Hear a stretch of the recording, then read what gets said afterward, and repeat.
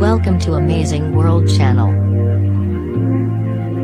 DW more than 26% of the vote. That is the Freedom Party's FPÖ umlaut best result since 1999. Which aspects speak in favor of a coalition with the winner of Sunday's election, the centre-right People's Party ÖVP VP Heinz Gärtner Its the topic that won them both votes: migration, the refugees, immigration. There is a lot of overlap in this area of politics. It seems natural that they would agree on a coalition. However, there is potential for conflict. Who decides on new immigration legislation? Who gets the Interior Ministry? There might be some friction there, but a lot points to a coalition between the ÖVP VP and the FPÖ umlaut.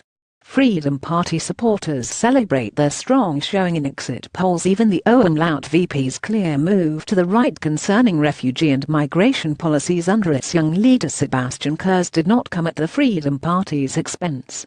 Isn't that rather unusual? Yes, it is, but it feels like Daschner can prove this empirically. Kurz and the ÖVP VP were much tougher on immigration toward the end of the election campaign than the FPÖ umlaut. More so than the FPÖ umlaut, Kurz strongly stressed a tough stance on Islam and Islamism. Many voters who support that point of view would normally have turned to the FPÖ umlaut camp. But Kurz's tough remarks allowed the ÖVP VP and the young top candidate to win points. Of course, there are traditional FPÖ umlaut voters who remained loyal to the party. That's evident in the party's really good showing. And the FPÖ umlaut is not just an anti-immigration party. The FPÖ umlaut rose over the past decades, when refugees and migration weren't yet major political issues. So we'd have to say the FPÖ umlaut is experiencing some natural growth.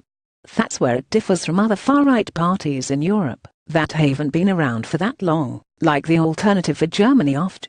How will Austria's move to the right become manifest in politics? Will we be seeing an urbanization like in Hungary? We've had this kind of coalition before, back in the mid-2000s. Cuts were made in social benefits, criminal law was tightened. Speaking about an urbanization, I'm sure there will be closer ties with the Visegrad group. Basically, better ties with one's neighbors aren't a bad idea. But then, there is Orban in Hungary, and he immediately sent his congratulations. Twice, the FPÖ umlaut has been a junior partner in a federal government coalition. Back then, there were Europe-wide protests against the right-wing populists.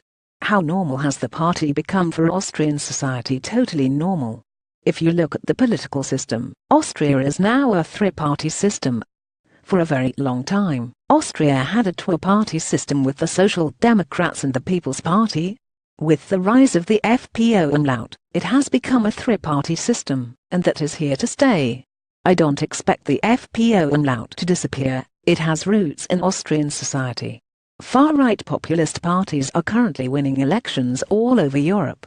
What do these movements and Austria's FPÖ umlaut have in common? There are differences.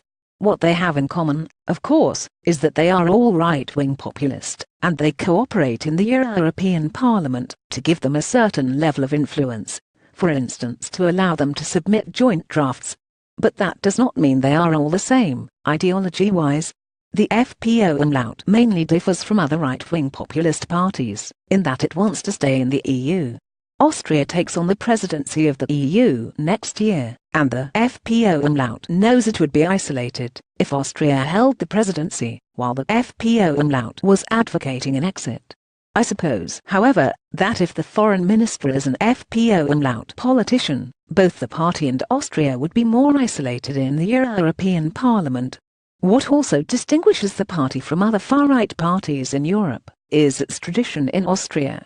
The AfD has only just been created. The FPÖ umlaut has been around since 1945. It used to be a Nazi party, though today, of course, it is more moderate.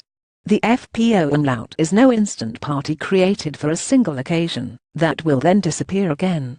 That is probably what most distinguishes it from other right-wing populist parties in Europe. Professor Heinz Gärtner is a political scientist at the University of Vienna.